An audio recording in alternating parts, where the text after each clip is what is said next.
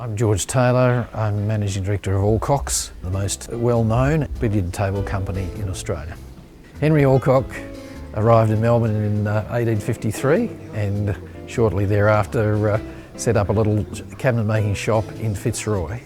They've been here in Melbourne making billiard tables for 160 years. Today, most of the traditional major clubs have a billiard room, and the billiard room features an Alcock table. We are producing a product that stands quite happily on the world stage. This game is so demanding that precision is a very, very important factor. It has an important bearing on which timbers are selected for the making of a billiard table. It has a very important bearing on the jointing of those timbers as the table is put together. It has a very important bearing on the way we treat the issue of the billiard table slate. We have developed ourselves machinery particularly focused on the question of making sure that the billiard table slate is ground and honed to a higher level than you'll find anywhere else in Australia. The cushion work must be carried out so that the height of the cushion is exactly what is required for the size of the ball. The pocket openings of the cushions have also got to be adhered to strictly. Even the cloth is fitted in the traditional way, which is the correct way if you're going to play a high level or a championship level of English billiards or snooker. Our family company, which is Australian owned and operated, is producing a level of product that not only is regarded as the best in Australia, but is regarded highly right throughout the billiards and snooker world.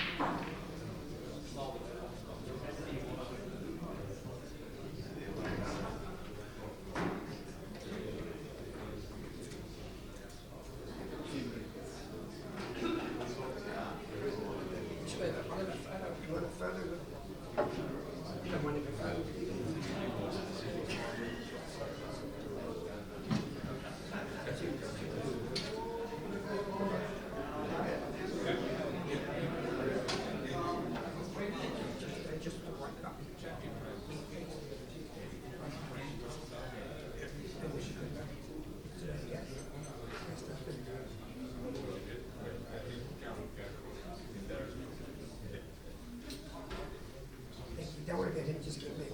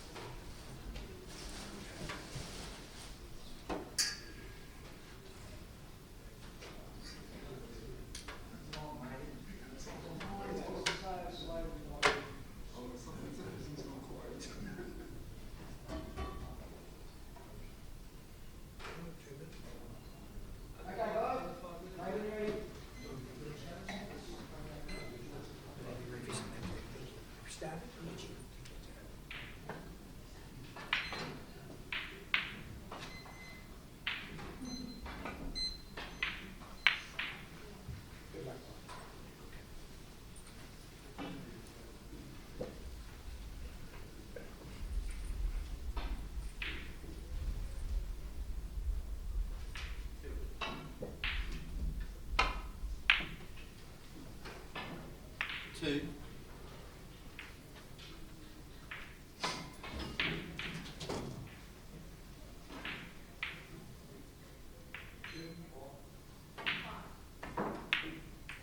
Four.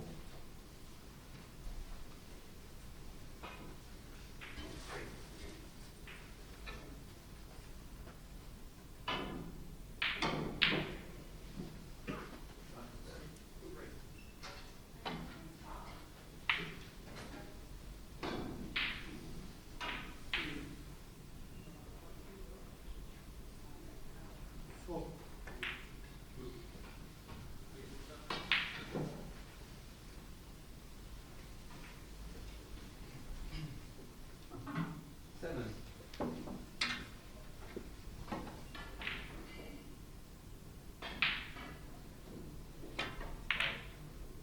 9.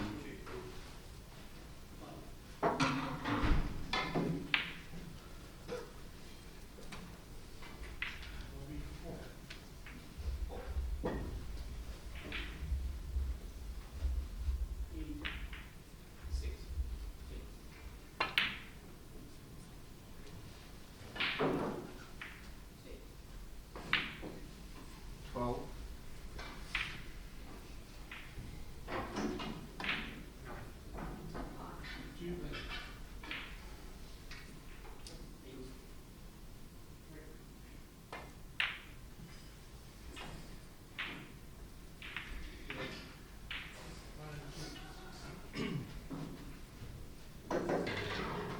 15.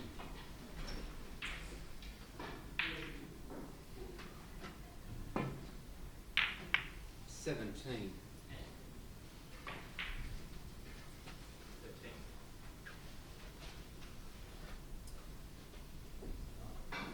20.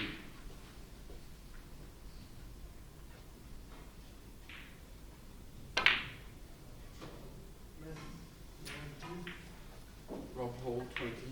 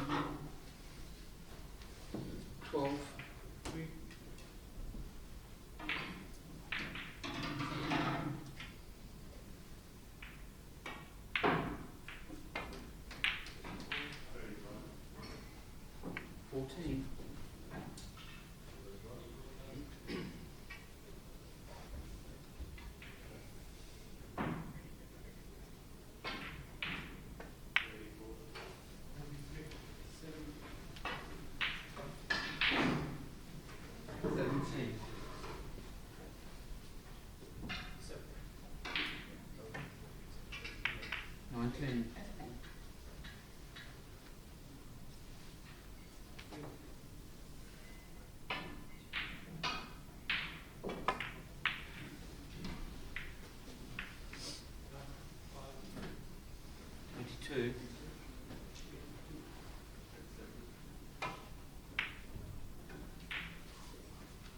Rob Hall, 22.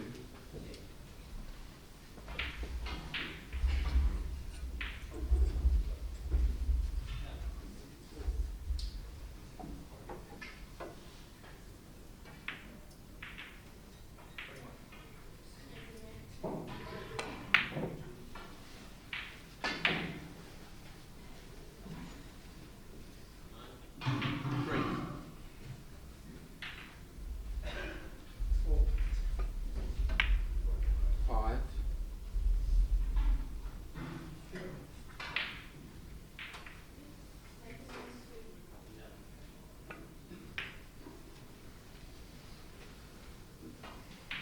Eight.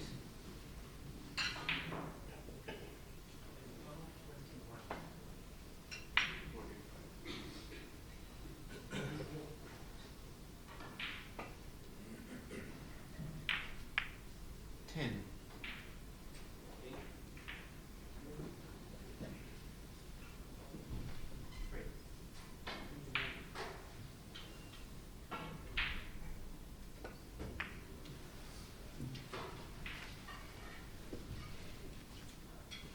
13.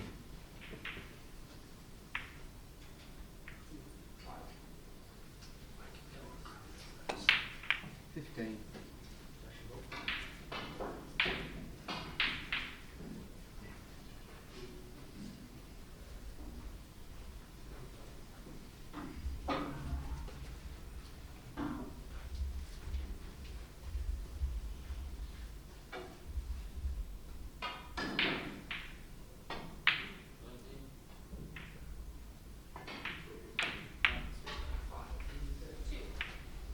1 Carey, 15.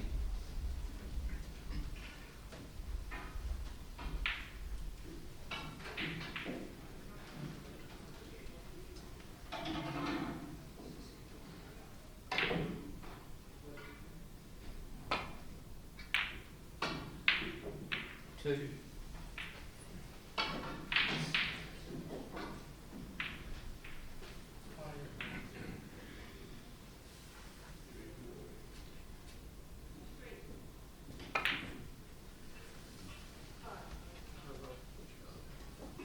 4.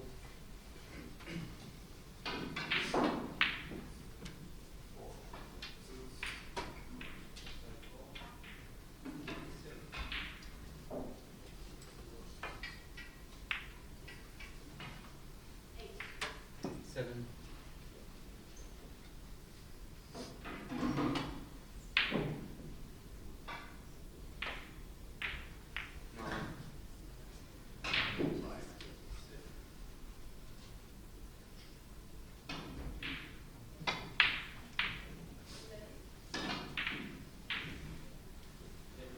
9.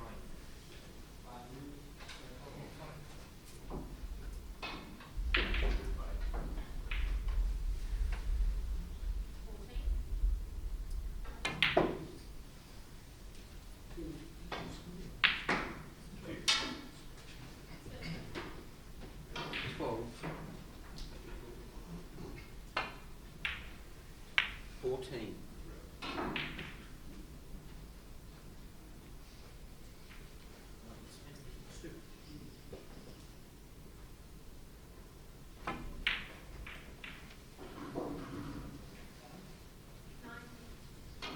16.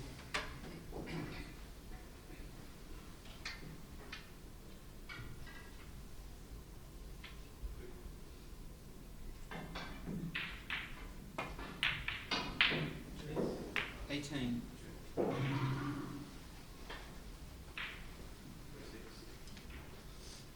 21.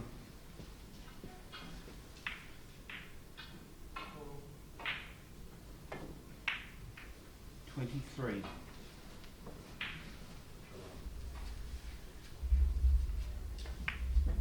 25.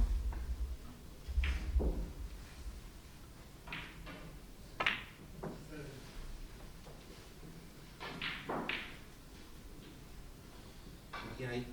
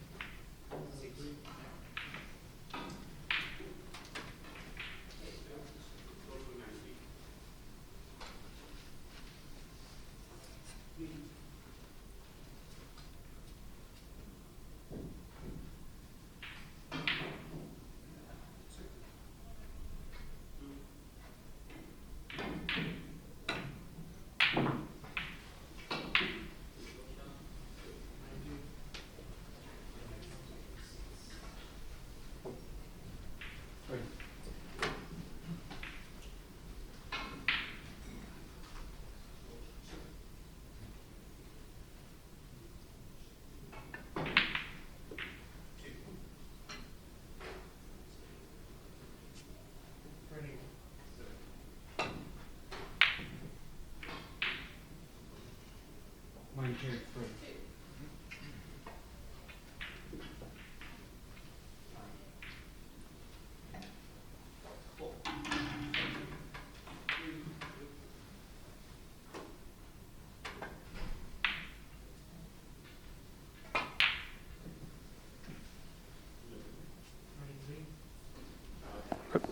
Let me lead off, Peter.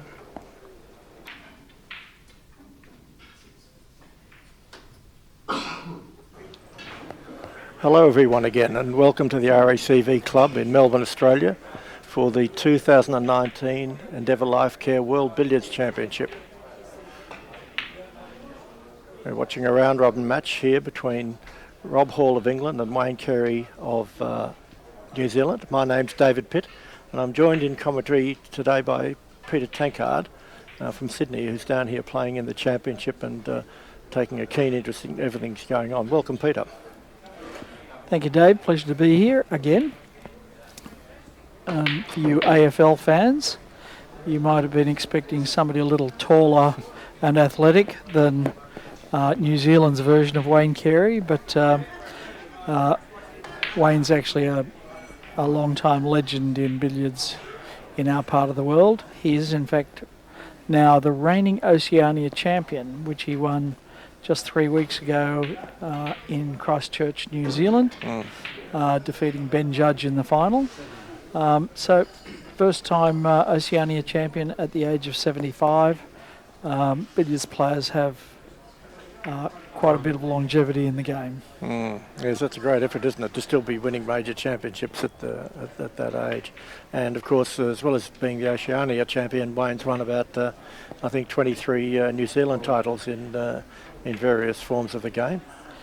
So I think the other Wayne Carey has won 2 premierships, so this Wayne Carey's got it all over him. All over him. In that department. Just the early stages of this game, but Rob Hall's already opened up a handy lead. Rob, of course, is the 17. in the top half dozen in the world, so one of the big favourites here this week. I think ranked number 3. To go deep into the tournament, number 3 in the current rankings. Beautiful player, very, very steady, methodical, lovely cueist, beautiful follow through. If you watch how far he's like all the great players. He's got a reasonably short backswing, but his long follow through and great timing, great touch. Really, there's no weaknesses in his game. It's all class. Just a little slow cannon at the top of the table here, just pushing the wide away a bit and just continuing on with the favoured top of the table methods. One of the few players from the UK not from the Middlesbrough cohort. Where is Rob from, Peter? Lincoln, I think. I think that's right, yeah. 3.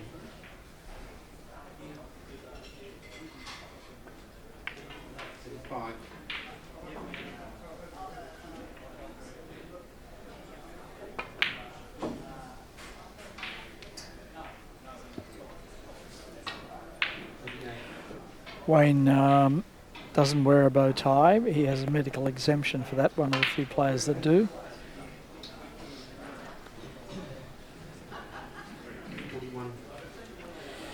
Wayne also beat the famed Geet Sethi in Leeds in April. One of the greatest wins of his career. It would be fair to say that Geet was coming back after a long layoff, but take nothing away from Wayne. Yeah, that's a great win. Geet, one of the all-time greats from India. Multiple world champion, and reached the top of the game at a very young age, which is so difficult to do. I think he was about 21 when he won his first world title, beating another 75-year-old Bob Marshall in that final. Yep. Yeah. Well, I guess this is the 75-year-old's revenge. Wayne defeating Geet in Leeds. Yep.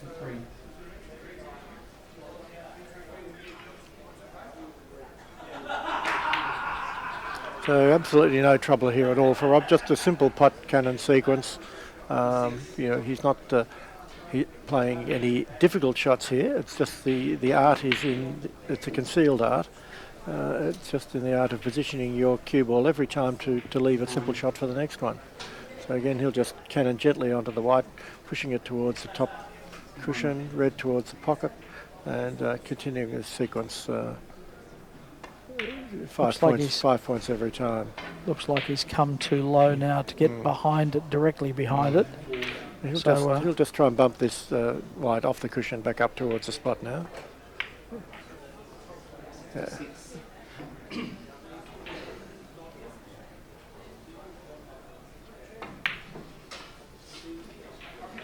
So our referee in this match is Neville Moore from Sydney, who's down here for the week with all the visiting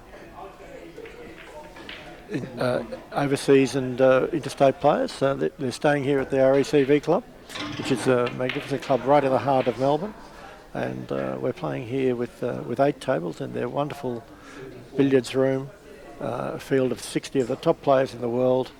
Nearly everyone's here that's a contender. In fact, everybody who is a contender is here.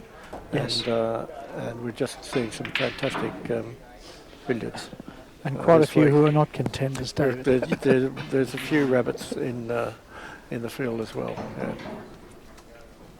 Well, I beg to differ. There's no real outright rabbits. Everybody here can put together a good game. I don't think there's anyone in the field who hasn't had a 100 break in competition, but there's a vast gulf between the good players and the great players. And it's said that the gulf between professionals and amateurs is greater in billiards than any other sport. And I think that was shown yesterday when my clubmate and I, Don Richter, and myself both played David Corsier, the great England player who's won 3 world titles. Yes. And we both play for the Kooyong Tennis Club. The score after those matches was David Corsier 1900 odd, Kooyong 200 odd. And David was very even-handed. He made a 400 against each of us. That's only fair. So left you to commiserate with each other. Well, I had a similar experience against... It wasn't commiseration, it's delight, because one of the great things about billiards, Peter, as you know, is that in this sport not only can you have great longevity, but you also get the opportunity to play, club players can play against these world-class players. You can't go and play against Roger Federer or Ronnie O'Sullivan. You can't go and play against Ronnie O'Sullivan. In fact, you can't meet Ronnie O'Sullivan. Pretty much, yeah. If you do, he'll call you a nuff-nuff. Yeah. But you can mix with these people. A numpty. That's a numpty. That's right. Yeah, that's right. Yeah. You can meet with these players. You can, you can. If you want to shout them a drink, they're only too happy to accept. Mingle with them after the games and chat. We've got the Carbine Bar here at the RACV club right next to the billiards room. If you're in Melbourne and interested in coming down, get down here to RACV and you'll see some fantastic billiards. Yes, we're only in fact streaming 2 of the tables, and there's an awful lot of excellent billiards happening on the other tables. Often some of the higher seeds are meeting some of the unheralded players, and I just want to tell you about the guys from Myanmar. They are absolute magicians. I just finished a match against Poksar. He doesn't have a word of English, but his cue does all the talking. I've never seen anything like it. The tablecraft, I played Corsier, I played Gilchrist. The tablecraft is as good or better than any I've ever seen. His range of shots is incredible, and the creative thinking is masterful. Oh, a nasty smother there for who we hope he might hold that they're touching. Neville says no. So he's going on. He's going along quite well there. I can't see the break, but difficult shot that. Yeah, it's just a bit unlucky, but that's what can happen in billiards. The ball's just, you get a bit of a smother. 114 break there to Rob. So yes, Peter, with those players from Myanmar, so are they playing a different game to the other? Well, I can't speak for all of them. But Poksar will avoid taking on a pot, and he doesn't have to because he can float the balls around off 2 and 3 cushions with consummate ease. I don't think he missed a 3 or 4 cushion cannon in the entire game. It was just incredible to watch, and a great delight to be on the table with him, be up close and see what he can do. But these guys are unheralded. They're all position 5 on the seedings in their group, and they are going to cause massive upsets. Gary Norman, who was top of his group, just lost by over 600 to Nei Thuy U, another of the Myanmar players, and they are. I kind of predicted this at the beginning, that there was going to be a bloodbath for some of the ranked players when they come up against these unheralded players who haven't been playing in the WBL tournaments and thereby earned a ranking. But they're genuine geniuses. So these guys have mainly been playing in Asia in non-WBL events. So, Peter, do you know if these guys come from a Karen background or if they've look, always played? I know always Mike played Russell's billiards? been coaching them. I think they may come from a Karen background. I don't really know. And frankly, we're not going to find out by asking them. But they have with them a team manager, medical doctor, Dr. Min Nai, known colloquially as Dr. Midnight. And so we might ask him a little bit about the background. But I know they've been coached by Mike Russell on a regular basis, who's been visiting the country. And the only words of English they have are "hi coach," which is how they refer to Mike. This looks out nicely. A little soft screw here. This will be a pretty shot. Just screwing the red back in front of him. That's not ideal. That's not ideal. I think he Come wanted the close. red a bit thinner than that, didn't he? I think so, just to bunch them. But there's a nice soft screw here, just landing on the outside of the red. Oh, he might get a...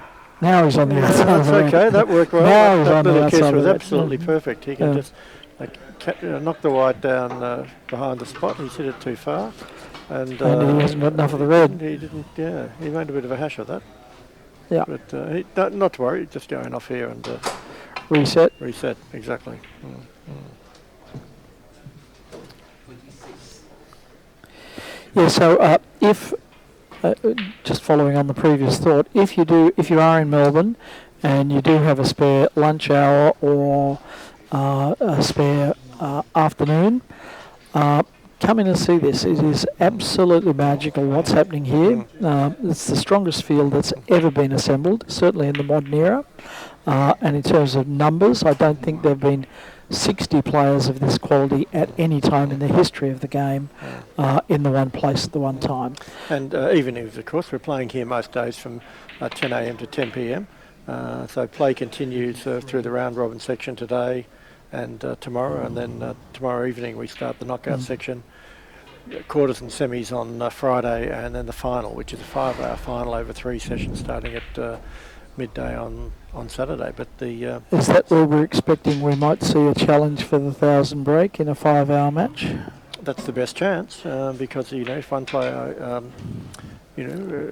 one player really gets on a roll in a 5-hour match, they're going to have be in complete command of the table by virtue of having played through a 4-hour semi-final on it. So the semis or the finals, I would think, would be the best chance for us to see 1,000 break. And of course, there's How long would that take?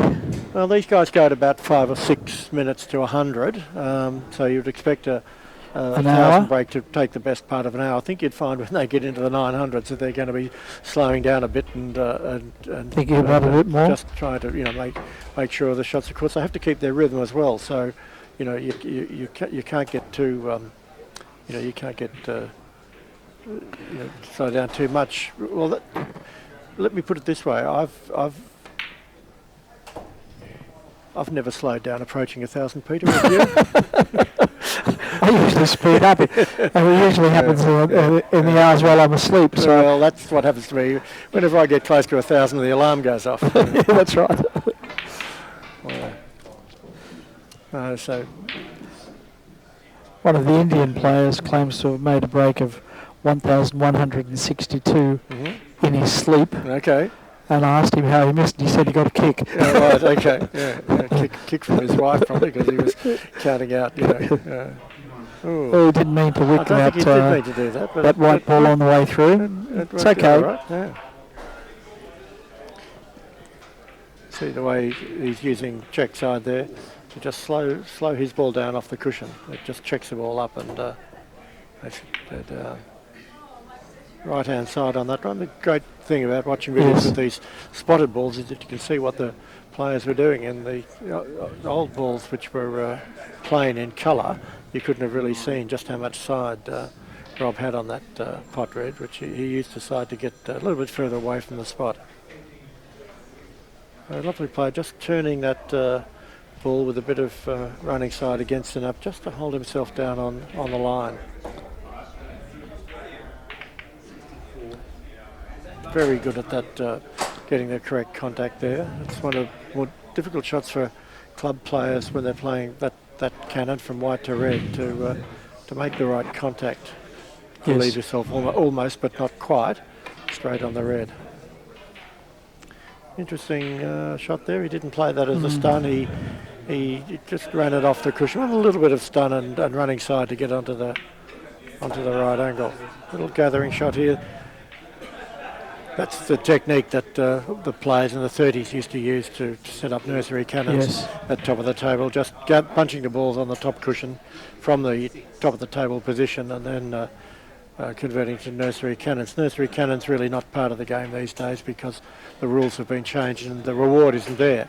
You can only score 75. Limitation of 75. 75 cannons, and really it's virtually been legislated out of the game, which is actually a good thing because the stream of breaks from for the big players. Well, it was dull. It took a long time, but also the people sitting even in the front row can't really see the skill that's being deployed. They can see the result, but not the skill. These days, with a close-up camera, you would actually be able to see the skill. But in those days, there was very little, filmed coverage of billiards.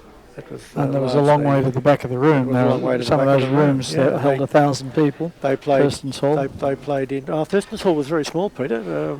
In Leicester Square. Yeah, very small. And in fact, the professionals complained about playing there because it was so small and they couldn't get a good crowd in there. Only about 120. Surprisingly small numbers. Yep, and they agitated to play in bigger halls.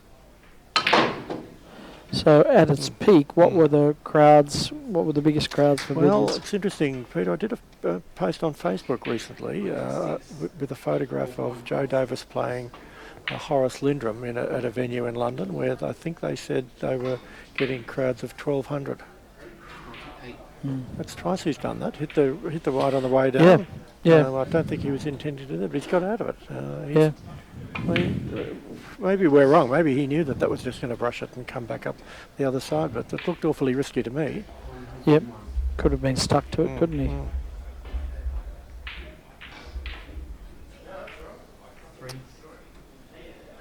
So I get most of my information from Clive Everton's excellent history of billiards, which is a bit difficult to get these days. I ordered a copy recently, and Don Richter ordered a copy moments before me.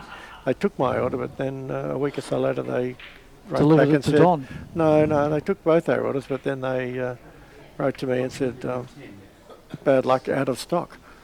Really? But I was okay because I just said to Don, I need that, and ripped it off him so that I could use it to prepare some material for the program here. Yeah. Pretty shot that by Rob there. Just I have screw 2 copies side. if you'd like one. John and I could manage, I think.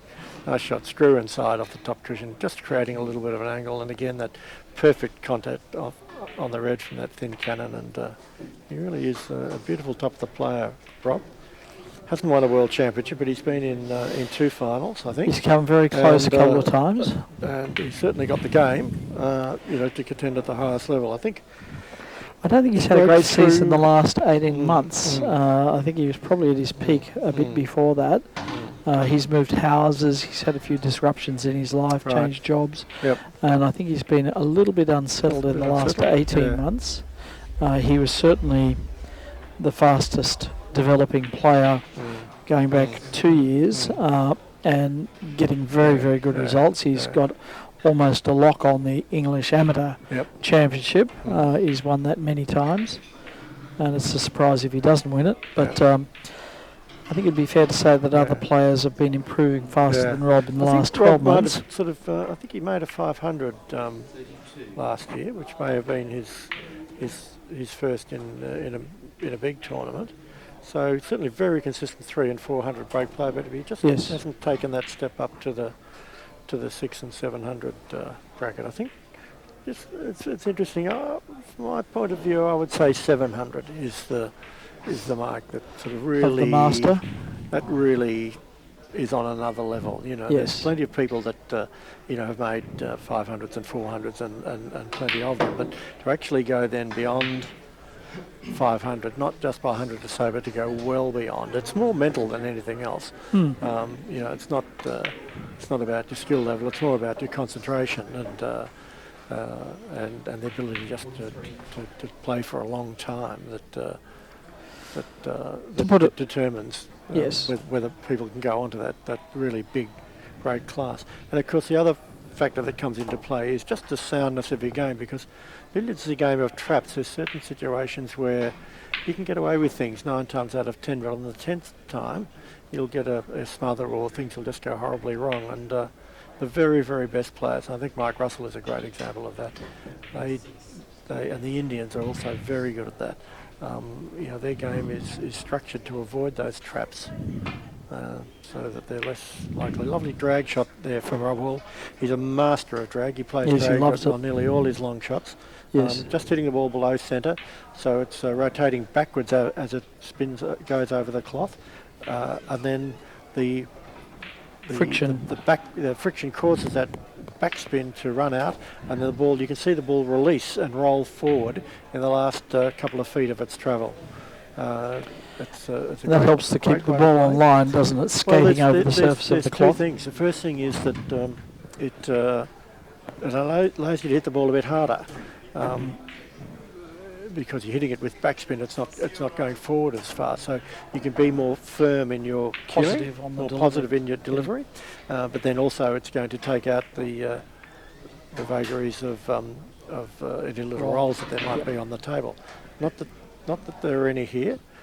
These tables are running beautifully level. A couple of little rolls that were detected earlier in the week have been corrected by the staff from Alcock's, our table fitters, who've done an absolutely fantastic job in setting up the tables here. The RACV club has 8 antique Alcock tables. The table we're looking at is a beautiful, rare and valuable Duke of Edinburgh model in tulip wood. It has a twin. One of a kind? No, it's one of 2 of a kind. It's got a twin. There's another twin? Identical table, which also in tulip wood. Not there. Not there. With consecutive numbers. And that table is owned by Andrew Ricketts. Really? Yeah, the historian who wrote the definitive, the definitive and in fact only biography of Walter Lindrum. At the other end of the room, there's another beautiful Alcock Duke of Edinburgh table dating from the 1870s. This one dates from the 1880s, and the other 6 tables in the club all date from the early 20th century. So all the tables in here are at least 100 years old. They've been refurbished to championship condition by Alcock's with new rubbers on 5 of the tables, new strawn superfine cloth on the beds, and a new strawn 6811 30-ounce tournament gold cloth on the cushions, which many people feel is just about the perfect combination for top flight billiards. And interestingly, Peter, billiards has always been a part of the RACV club. The club started as the Automobile Club of Victoria in 1904 with 3 rooms which they rented from the Reform Club in Collins Street, and those 3 rooms were a bar, a lounge and a billiards room. and they've maintained that combination.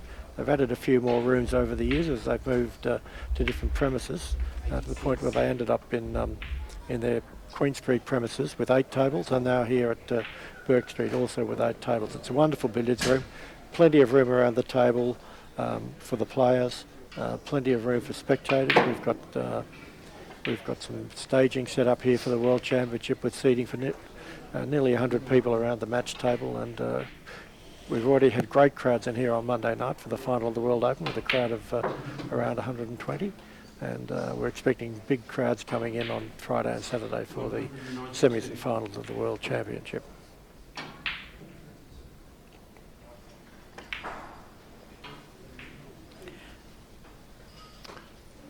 So Rob on 192 here, so he's needing to cross the balk line between 180 and 200. The players have to cross the balk line So between he'll do that 80 now and as a 100. red pot. Yeah.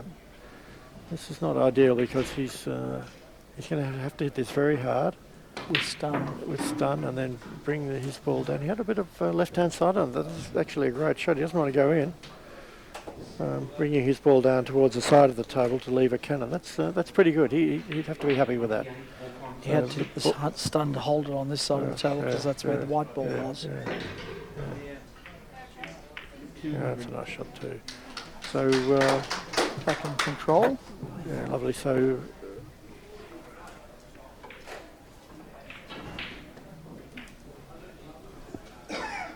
200 break for Rob there. You can see it Yes. up there. A lovely break. Very nice break to be getting in the early stages of a 1.5 hour match like this. And if you want to put a 75-year-old to sleep, the best way is to knock in a 200 break early against him and keep him in his chair. I don't think Wayne will be going to sleep. He's never more alive than when he's playing. Can you go back to that? Yeah. So speaking of chairs, Peter, I'm just admiring the very handsome player chairs at the end of the room. Well, we just said we're provided by our Silex sponsor, Ergonomics Silex in this Ergonomics. case. Yeah. Would you like to tell us a bit about that? No, I don't want to tell you anything about that. But Okay. I'm more interested in the fact that Wayne's no longer there.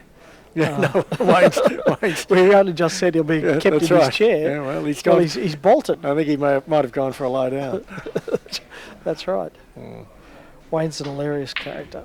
He is, yeah. He, Wonderful. We'll have him in commentary later in the We week. will. He's a very funny man. gravel-voiced. Yeah. Gravel-voiced, very funny man. I saw him interviewed on New Zealand TV, and of course he's 75, but he managed to convince the young female interviewer that he wasn't in fact 75 at all, and that he shaves his head so that his hair doesn't. He said, naturally I've got a long fringe, but I shave my head so my hair doesn't get in my eyes. Guys, when I'm playing. And the remainder, I dye the colour of the silver fern in New Zealand. He said, I'm a great supporter of New Zealand, so any hair that's left, there he is over there. We found him. He's in the front row. He's decided to get the best possible view. Normally the nice, players... here we go, PK shot. Nice little PK shot there. Controlled pace.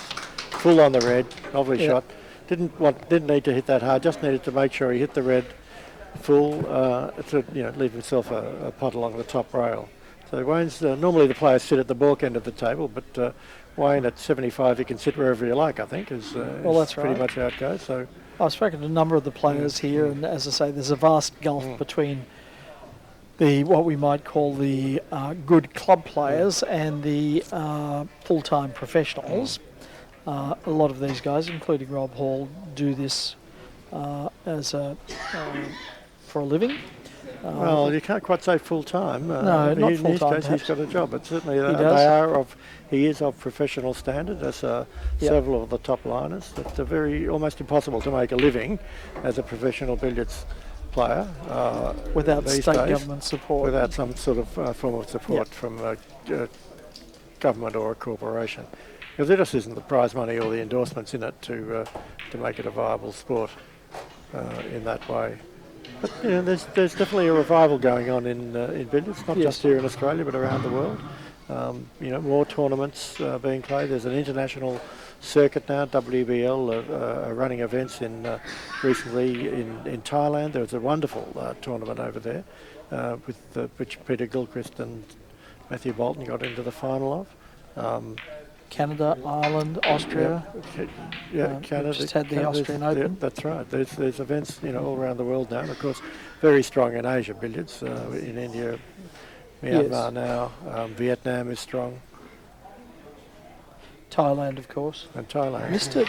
Yeah, he missed. Hard to believe he could fit through there. really. That's Left right. Wayne with an just interesting took choice. that, Wayne taps the table for a 236.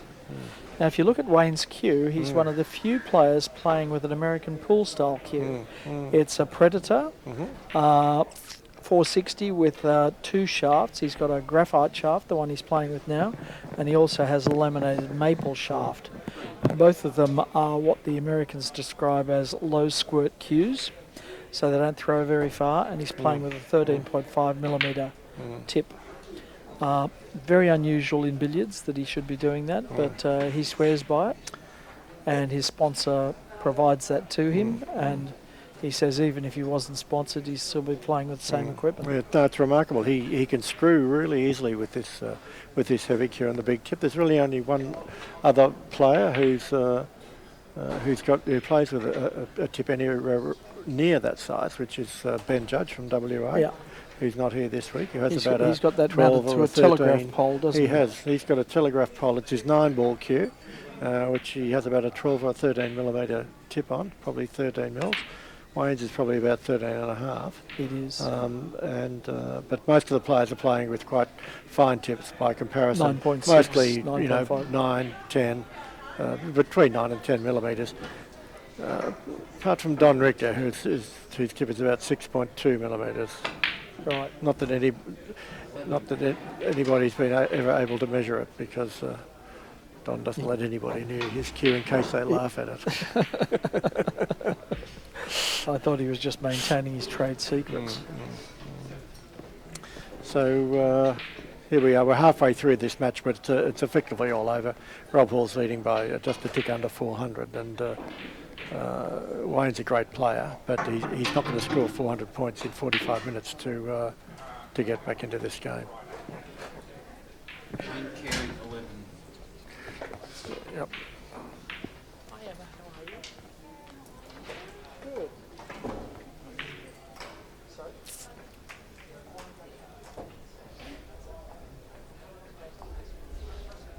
So Peter Tankard has just stepped out of commentary for a moment, which gives me an opportunity to talk to you about our sponsors here at the RACV Club. A major event like this can't be run without support from a wide group of sponsors, and we're very fortunate here this week to have a terrific group of sponsors that are behind us in this event. Starting with the RACV Club, all the players are staying here at the club. The club has provided their billiard room for us. They've been wonderful with some functions and support with the club. They've refurbished their tables to a championship standard, and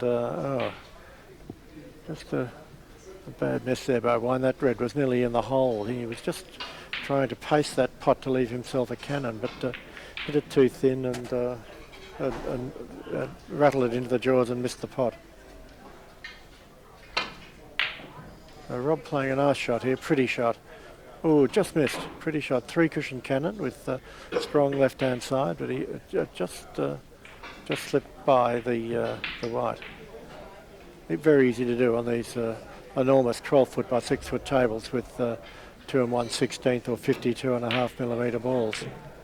So another of our sponsors, Strawn of Stroud, the famous cloth supplier who've been supplying world-class West of England billiards cloths for use in billiards for well over 100 years, more like 160 years. And this is absolutely beautiful, this cloth that we're playing on, made from Australian wool, but it goes through about 16 processes before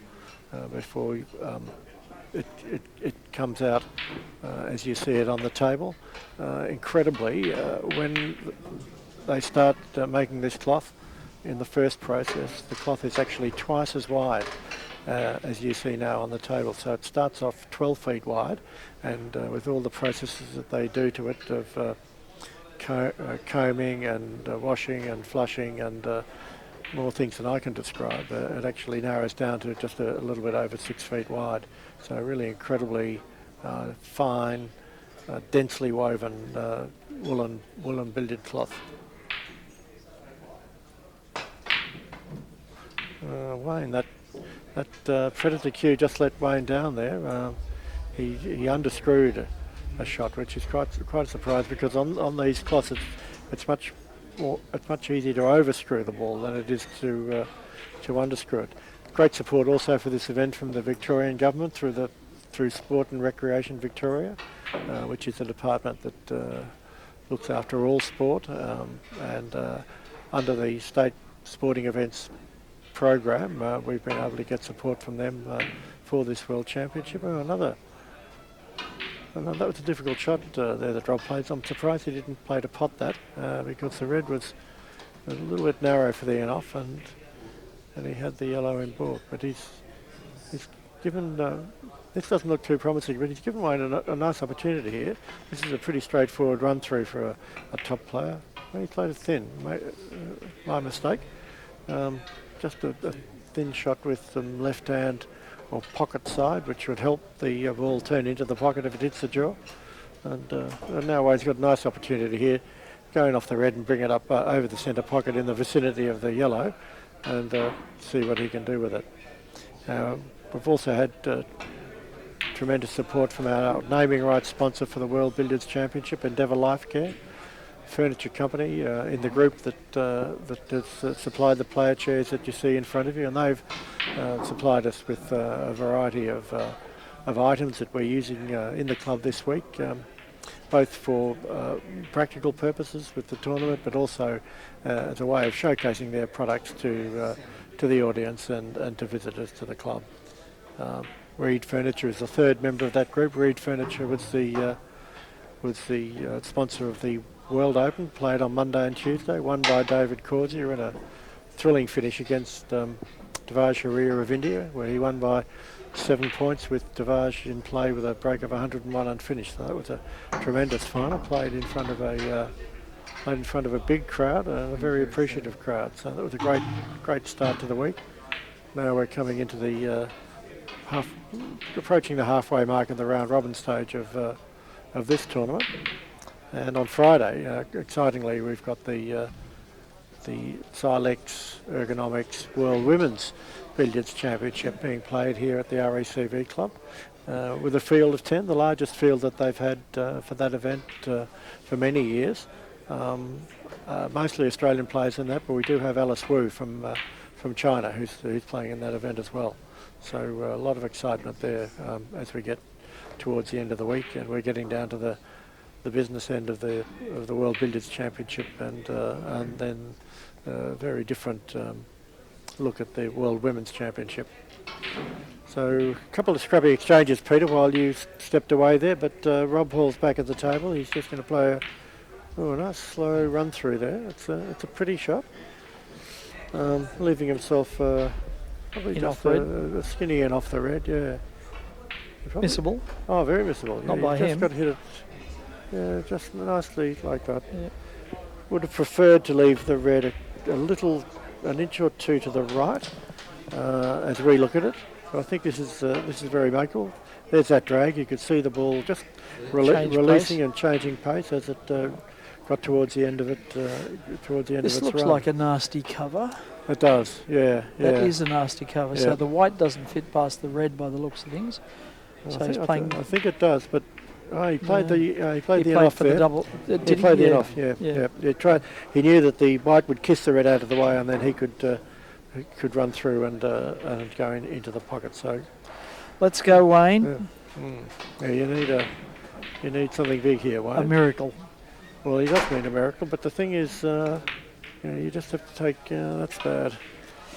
You just have to take billiards one shot at a time, and. You can't be thinking, I need a 400 here. You've got to just be thinking, I'll get this one and the next one. One shot at a time. Yeah, this is a bit narrow. So loading it up with left-hand side. Yep. Pushes a long way hit through. it thin. That was a good shot. That he hit it thin with check side. It's hard to make that contact. I was just running through our sponsors here, Peter. And we have so many. We have so many, and we're blessed. to have such good sponsors. Not only at the pointy end of the naming rights end of it, but our other sponsors who've brought a lot to the event. Not least of which was Hanging Rock Winery, who are providing the wines for our functions. Have you sampled some of their Oh, fare? indeed. I had a beautiful Heathcote Shiraz from Hanging Rock on Monday night at the presentation ceremony for the Reed Furniture World Open, and that slipped down exceptionally well. Peter, yourself? Yes, I've had a few quaffs of the product, and I can endorse it. That's another reason, actually, for people who are in Melbourne to come down to the club, is that every day we're giving away a magnum of Hanging Rock wine to the person who can guess the highest break. And we've had guesses in the range. I think the lowest guess we've had is 400, and the highest is 800. And that's proven to be pretty accurate. All of the high breaks have been in that range. Nobody yet has guessed over 1,000. They might do as we approach the quarters and the finals, but I'm sure the underwriters of the 1,000 break prize are delighted to hear that everybody agrees that nobody's going to make one. Yeah, that's right. The wisdom of the Peter. crowd, they say. Yep.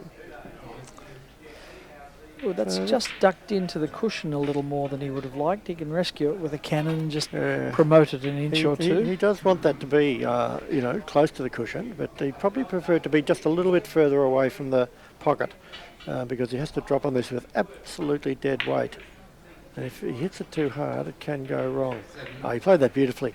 Hit the cushion first, just to take a little bit of the pace off the cue ball, and then with the soft contact on the red, it was almost always going to finish in a good position. Come a little low on this red. Yeah, so very safety first approach there.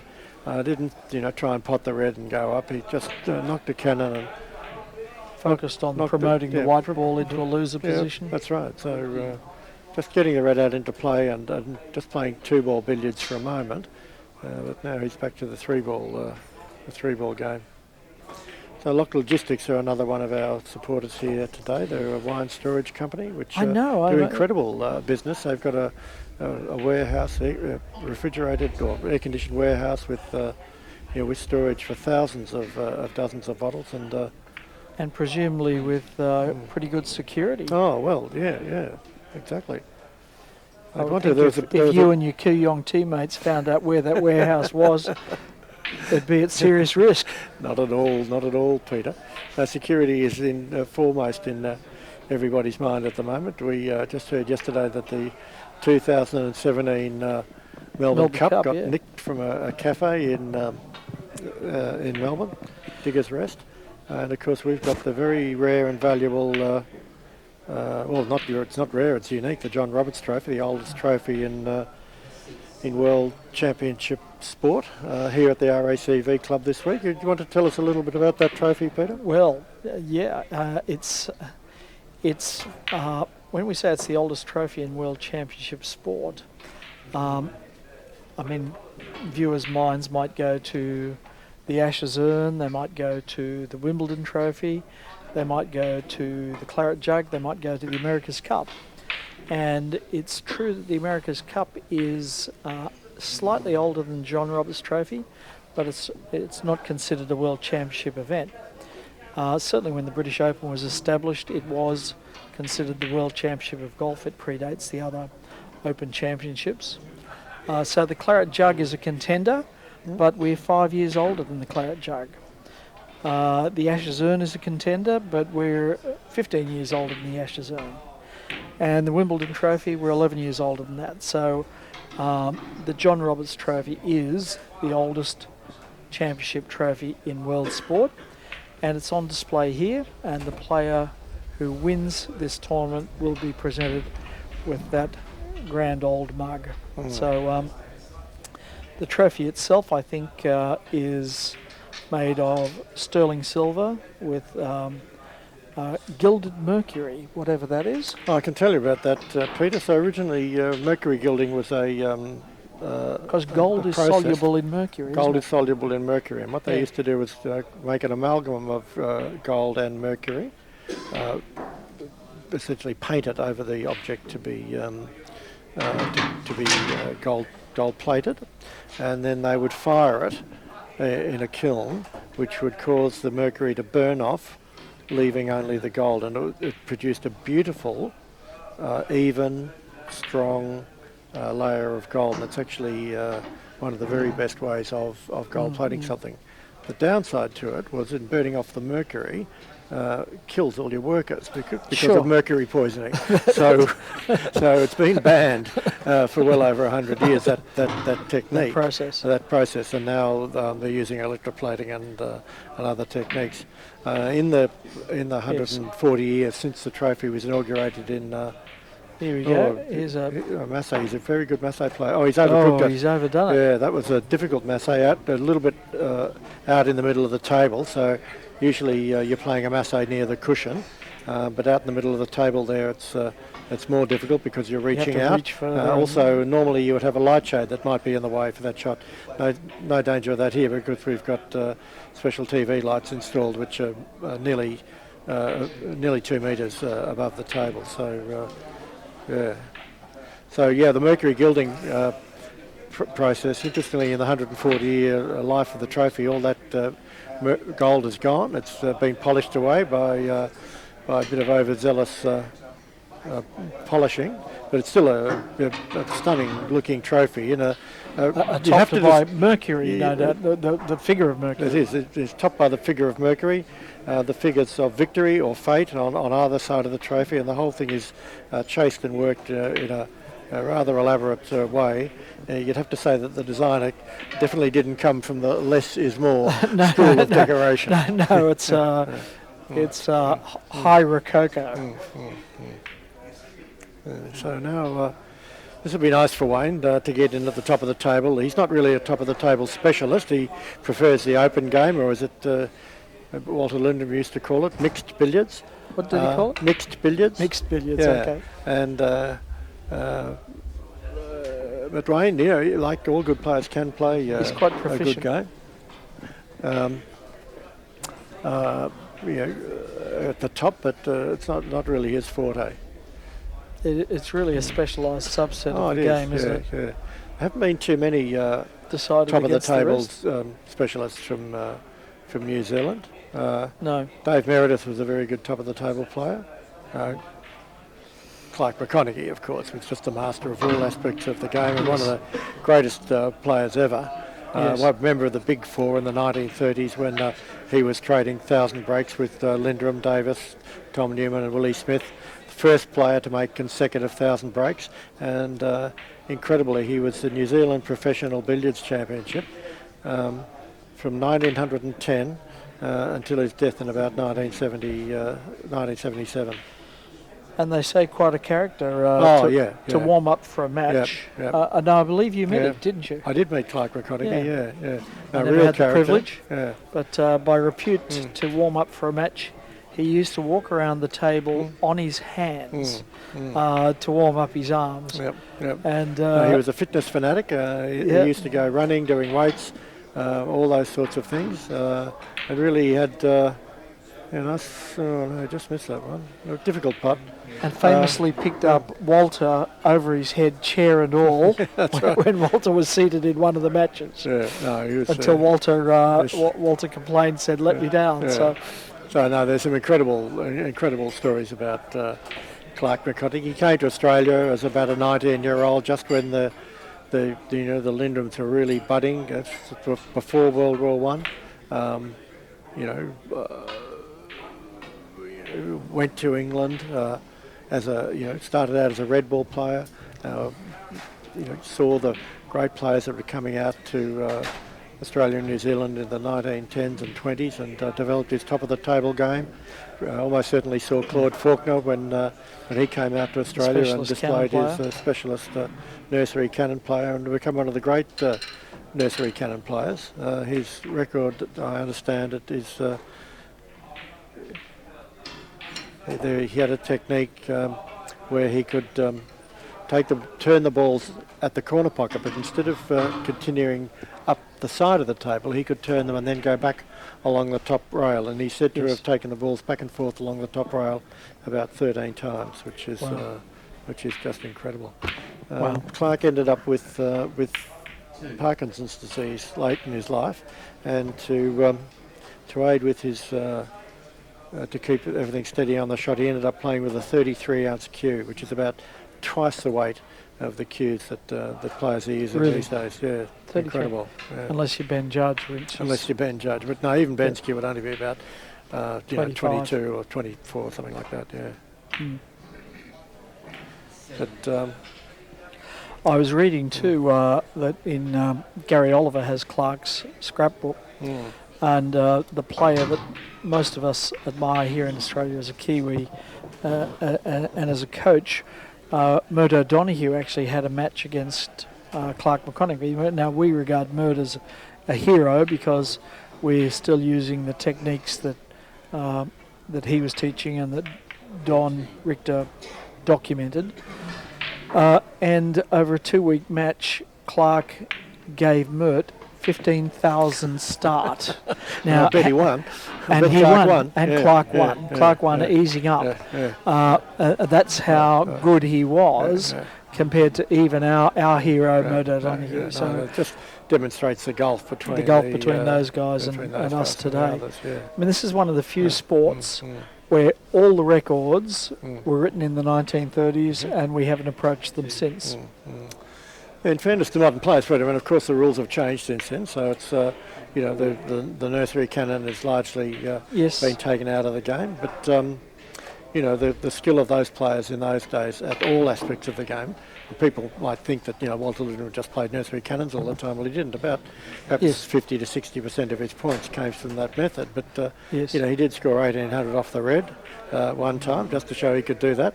Against Harry Stevenson? Against Claude Faulkner. Oh, okay. How interesting that he'd do it against nursery cannon player. That's right. Yeah, so but also Harry Stevenson on his tour of Australia complained that Walter had taken the all-red route. That's right. And done a George Gray on him, which was to just repeating mid-pocket losers off the red. So Walter was proficient in all forms of the game, and some of the English doubt that. But I asked them the basic question, say, how do you think Walter got them to nursery cannon position? The answer was all-round play and breaking them down from top of the table. So that break of 1,800 off the red, which is his personal break at the time, it was in a match against Claude Faulkner, and Faulkner had done something to annoy Walter. I think he may have potted him and double balked him, and Walter felt that, in an exhibition type, people want to see the man in action. So later on in the game, Lindrum had about several hundred to go, and he lost to white and went on and scored another 1,300 off the red. There was no limit in those days off the red. To break the Australian record, break his own personal best, and just send Claude Faulkner a not very subtle message. Yes. Lindrum's feats of scoring were just incredible, and if you get down to the RACV, you can pick up this very interesting program, which members of our committee have spent an awful lot of time and work putting together. Don Richter was the editor of the program, and he's done a wonderful job. But some of Lindrum's incredible records are in here.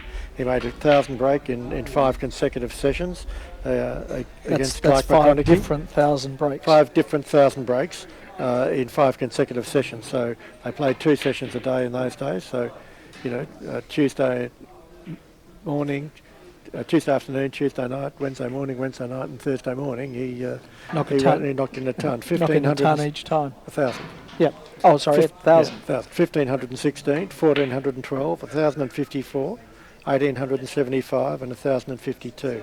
And in the famous Gold Cup tournament of the Daily Mail Gold Cup tournament of 1930, which is probably the greatest tournament that's ever been played. Of all time. Lindrum was given 7,000 starts to all the English professionals, including Joe Davis, the world champion, playing against Tom Newman, who was a great 1,000 break player of those days. And triple world champion. Lindrum gave him 7,000 start.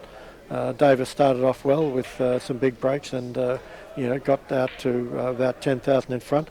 And Lindrum came back with successive breaks of 2,835, 451, 1,796 and 2,583. That's in consecutive visits, Peter. Yes, consecutive visits. That's almost inconceivable, isn't it? That 451 must have been disappointing. Very disappointing, only in retrospect. So he scored nearly 8,000 points there in four visits. It's just incredible. Yeah. Just incredible. So the feat of concentration. Yes. Never mind the skill. Yes. The skill is one thing. Great shot there from Rob. Oh, he's missed. Well, that looked a certainty. The feat of concentration. To be able to play that, bearing in mind that he was scoring around about 30 to 40 minutes for 1,000. It's still incredible. Yes. Yes. The one that blows me away is his speed record of a century in less than a minute. In fact, I think it's 29 seconds. Yeah. But even allowing a minute to produce, and it was nursery cannons, to produce 50 shots at the rate of... It's actually just rockets, where they didn't move. Yeah, so that's fine. It doesn't matter. But still to produce so basically he's shots at a rate of more than one a second. Yeah, that's right. So his to hand, score 100. His hand is, both hands is still just going like that. For those of you who are not sitting here, David was making a rapid backwards and forwards motion with his hand. With my right hand. With your right hand. And... I did leave that there, David. That's all I said. Just trying to explain to our viewers.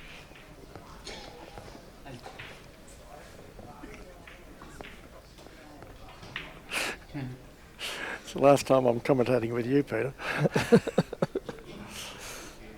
I'm just observing, David. That's all I'm doing, observing.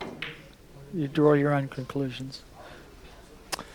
So excitingly, Peter, later this week, Walter Lindrum's great niece, Tammy Lindrum, is going to be here. I know, which that's is really so exciting and really exciting for Yep.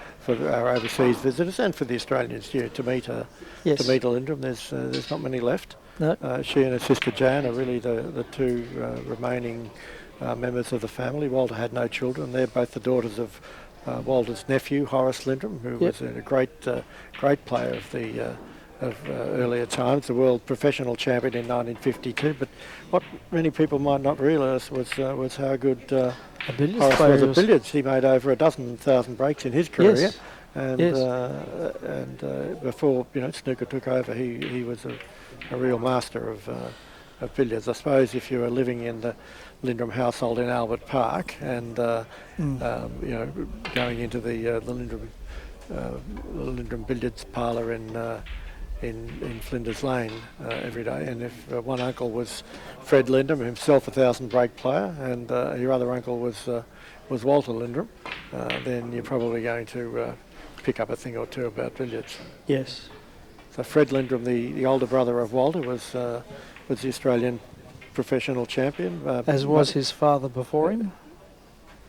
He was an Australian champion, not the Australian professional champion.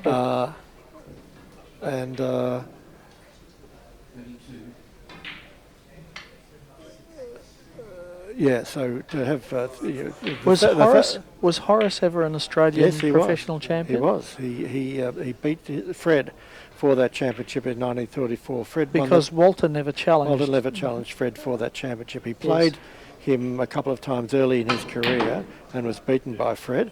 Fred won the championship in 1911 and he held it until 1934 when Horace beat him with 3,000 breaks in that match, which just shows the quality. So the 1,000 break club is the rarest club in billiards. There's a very small number of members of that club, and there's 3 members of one family who are in that club. Yes. Did the Roberts ever make 1,000 break? That's a good question. John Roberts Jr. My billiards history, and despite recently having read Clive Everton's book, there's a lot of detail of information in there. I think he may have done. Very likely under the... no result.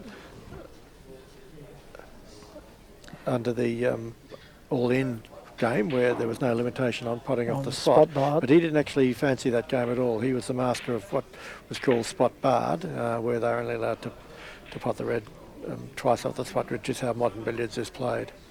So there was a... They're just not coming right here for Wayne, No, are they? no, Look, no. he's producing great individual shots to Yep, score, yep. but as often happens when you don't get an easy leave, you Yep. can't get easy Yep, position. yep, So, that's right. so it's just a cascading sequence Yep. downwards of more and more difficult shots. Yep, that's right. So he's just having to chase these balls around the table in Dave Corsier's words. Yes. And of course now he had to go at a difficult shot. It wasn't going to lead to anything anyway because the red was up in baulk, and if Murphy's law says that whatever can go wrong Yes. will go wrong, and he's Yeah. left Rob the simple half easy ball in starter. off the red, which he played that beautifully, It was slightly wide, and so therefore he had to force it, but he had to be very careful that he didn't leave the red in baulk. So to avoid that, he actually played it thicker and harder. So thicker so that it ran through a little bit and didn't force too wide, and harder so that with the combination of the thicker contact and the harder hit, the ball went up the table, back into baulk, and then out again. Yes, It's a very good controlled shot, that. 2.5 times. Yeah. So in off the white here to push it up for drop cannon position? Or is it a bit I'm thin? thinking so. It's a little bit thin, but when you're 500 in front, these are easy, Yeah. And a strong side to just rip it in off the jaw. He's actually caught it a bit thick because the white has drifted Come over too to the far. side cushion, but long Jenny's just a bread and butter shot for these guys on these tables with these with Now this watch cut him of the cross it pockets. over the table and Yeah. put it in drop cannon position on That's the other plan. side. That's the plan. On this fast cloth, that shouldn't be any trouble at all. It's just come And out there it is. Oh, come out a little bit bit far. too far. Never mind. Once more in off, and he should be able to correct this. Yep. So the pockets here are cut to the 8081 IBSF what's template. known as the IBSF templates. In fact, I was looking at the set of templates the other day when we went around and certified that all the pocket openings here conform to those templates. And in fact, they're a set of templates from the Billiards and Snooker Control Council, set number Really? 300, stamped and Really? marked as BS and CC. With the demise of the The BS and CC, those templates were adopted as the official templates by the WPBSA. by the IBSF, and possibly I'm not quite sure about the history of it all with the WPBSA. Pretty little soft cushion first cannon there from Rob, and now another little pretty shot, a soft screw. Hardly moved that white. Hardly moved the white. He's actually he might have moved a little bit far, but this is all manageable. No, I think he can Might chip be. this in and come across this Yeah, I side, think can't he, can. or I not? think he might be going off this. No, just doing what you said. Yeah. Yeah. I just come across to this side of the table. This is not ideal position because he's sort of moving the white He's further knocking it away away, from the isn't he? spot. But these guys are so good. As long as they've got it, anywhere around Thereabouts. they're Yeah. very easy for them to recover position. Jim Long told me he went to visit Joe Davis in London when he was there for a tournament. He and Tom Cleary, the other great Melbourne amateur of the 50s and 60s, and they were playing on Joe Davis's table. Joe Davis was showing him a few things, and Jim, lost the white, moved the white a little bit far away from the spot, and he said to Joe Davis, "Oh, I've lost the top there," and Joe Davis said, "No, as long as you've got the white along the top cushion somewhere, you've got top of the table." Really? Yeah. So yes, it's not what we would these days call frigid top, but you're at the top of the table, and Wow. if you recover the white from say a foot or even 18 inches across, that's top of the table. So, Yeah. So yeah, we go now. Oh, he's Yeah. lost it, but Yes. for Joe, that was no. It's he's still there. Yeah. Yeah. So 12 minutes left. Will Wayne get to 100? This has been the kind of benchmark amongst the lesser players meeting the superstars is can I get to 100? So have you failed Yeah. to get to 100 yet, David? No, I haven't. I managed to I'm get to. I was I was looking very shaky against Gilchrist yesterday. I got off to a great start in my first match. I was playing against David Corsier. He led me 74-70, so I was feeling very pleased with myself. And Absolutely. Then he pounded in a 446, so all over Red Rover. Don Richter made a big mistake this morning. He was playing against Pankaj Advani, and he opened up with a 68, really nice 68 at the top of the table. He's poked the bear, hasn't he? He poked the bear. I said to Don, big mistake, Don. That's right.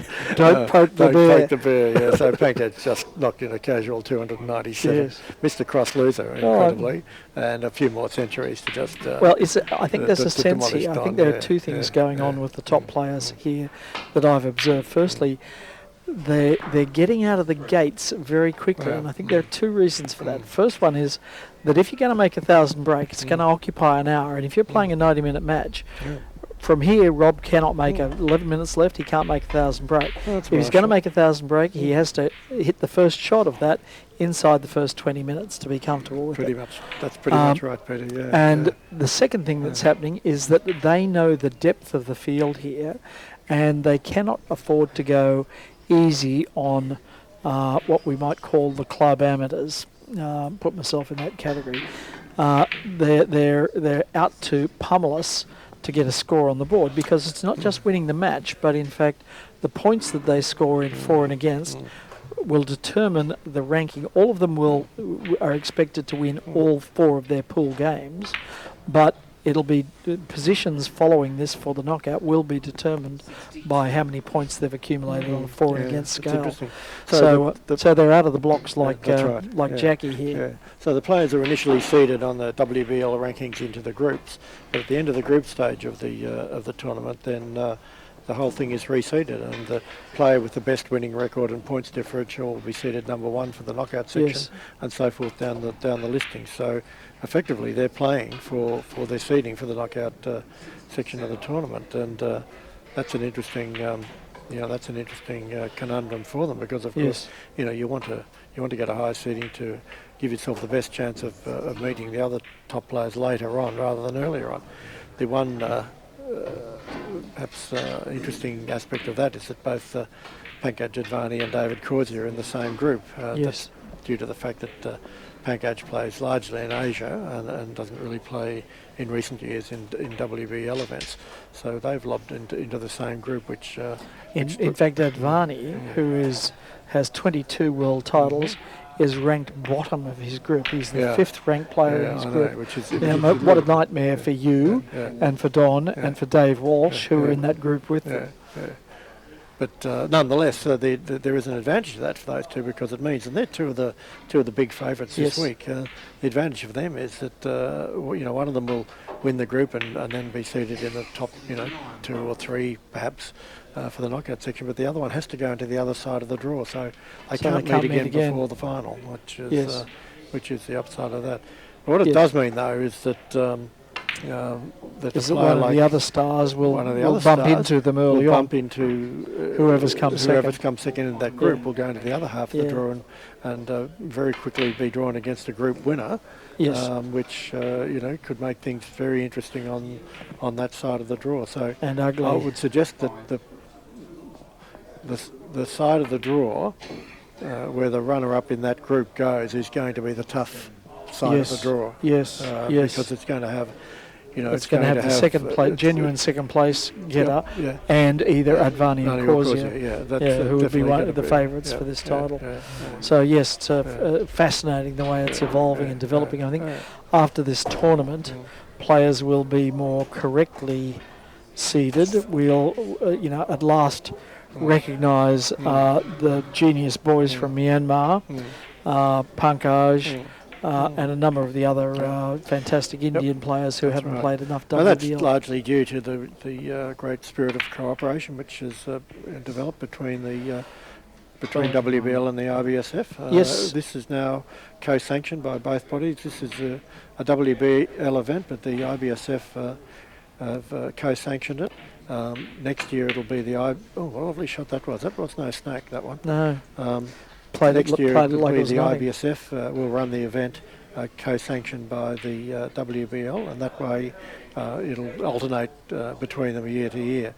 So with that, it means that all the players will be getting onto the ranking list, and it'll be useful to see how that all pans out. The other thing that's happening, apart from them getting points here for this year, is that the points from 2 or 3 years ago will be ageing off as well. Yes. So That's gone a bit messy. 2 on the cushion. Yeah, I think he was trying to bring that. I don't think he's going to again. play safe though. I think he's so. No, he'll have a crack. no at it. reason to. Oh, what a wonderful shot that was. And Deep screw with strong left hand pocket side along the baulk cushion from nearly 12 feet away. That's just an absolutely fantastic exhibition of cue power, timing and Striking. control. That's just... And then leaves the red. Oh my God. That's hilarious. Oh, that's funny. He's just played the That's best hilarious. shot of the Best week. shot of the world, Followed but the up with worst. Just about the worst. Yeah, that was... I think he must have been he was enamored with his own shot. Yeah. So excited by that tremendous hilarious. screwing off that he played that he just lost concentration. Now our producer Dan Lynch is he's trying to hunt for that. Here it is. He's found that. Can you show us that one again, Dan? It was worth another look. Let's assume that Wayne's pot up a double baulk, which he is. So here's the shot. So he's playing bottom. Unbelievable. That was What unbelievable. a shot. You could actually see the ball start towards the cushion and then grip and go straight along the cushion. Yeah, straighten up. And then straighten up, straight in. Never ever it looked like missing. No, I doubt that didn't it rattle. even touched the side. Didn't rattle. Just a tremendous display of cue power. Generally speaking, billiards is a delicate game of touch. Like snooker, where there's a little bit more crash and bash going on, but from time to time, good cue power is required, and for that shot, just tremendous cue power. That's equivalent of in snooker potting a red near the top pocket and screwing back into baulk. Yes. Really, it's a tremendous Yes. shot. Yeah. Possible on these cloths, not possible at your local club. Correct. Yeah. So interesting one here. Rob will be trying to pot the red here and just leave himself an angle on to go and off the white, but He's come up very close to he's be going to have to run through now. this. This is But bread that's and okay. butter for him. So this is just demonstrating another, aspect of the game. A moment ago he played a screw in off into this time. So right hand side he's on this one. He's just got that nicely. You can't see from here the side spin, but that would have had strong right hand side, and that would just turn the ball into the pocket when it hit the jaw. Well, I think you could see it wobble in the jaws, and each one of those yeah. wobbles actually takes it Yeah. further in because of the spin. So comprehensive win here to Rob Hall. 4 minutes to go. The only question mark here is whether he's going to win by 600 or more. Conversely, the question mark for Wayne is, can he get to 100? Not looking good. But he'll be thinking about that because Wayne, with all his championships and tournament victories, he's won something like 60 or 70 tournaments in his career. He won't be worried about this. I was about to say, bear in mind, Wayne is a fantastic player.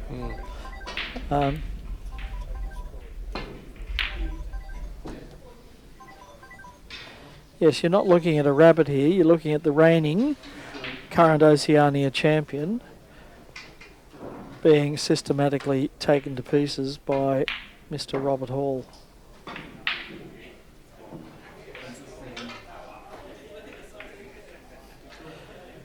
And still the serene look on Wayne's face.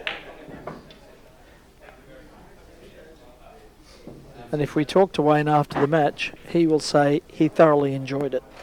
And what a great pleasure it is to be playing Rob at his best.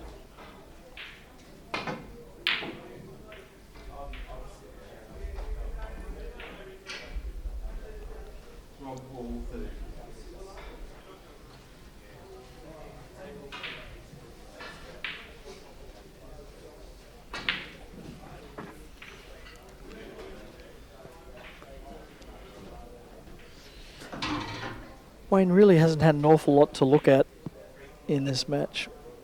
The white's outside the scoring zone. He's got a difficult pot red to open. It's nothing easy. Thank heavens he's got a fluke.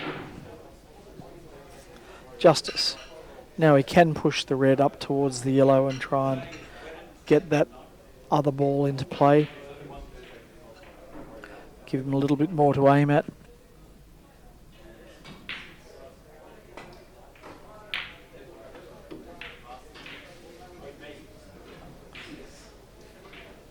The closer the better. Less can go wrong.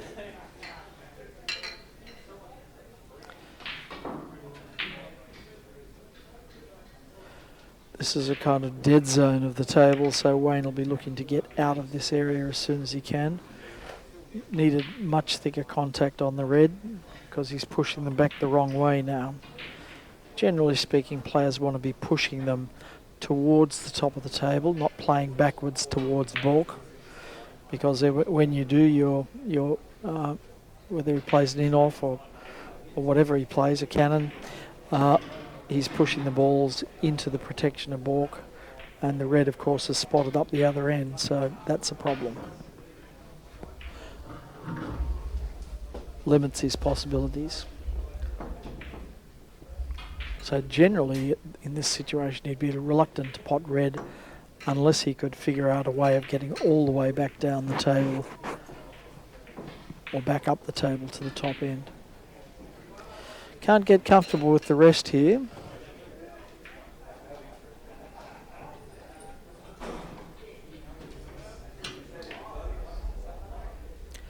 No. Left it in the mouth of the pocket. Question mark as to whether Rob Hall could wriggle past that. Might be playing a screw cannon to try and disturb it. I have no idea what that shot was, but it might be revealed here. No, it's not.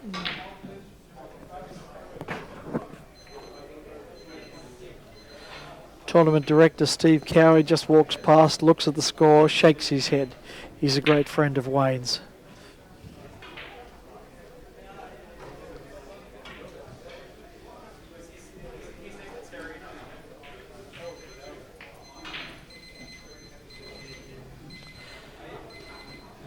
Fine display of refereeing by Neville Moore. I think he's been faultless. And there we have it. Bit of a poleaxing, but Wayne will be warmly congratulating Rob Hall and thankful to have been involved in the display. We shall talk again soon. Cheers for now.